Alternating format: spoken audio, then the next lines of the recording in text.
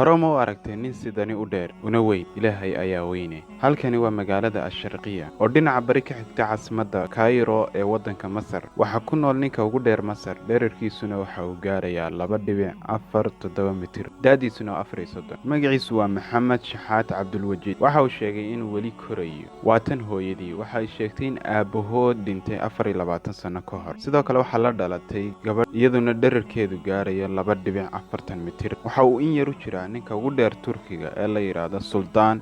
dhererkiisuna yahay 3 mitir tani waa walaashi Huda Shaxaad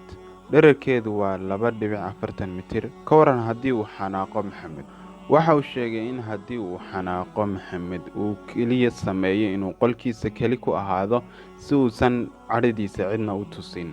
dabcan sidaad aragto waa qoys gaar ka ah dadka kale waxa kale hooyado sheegtay in caadi ahaan ay ku dhasheen sida dadka kale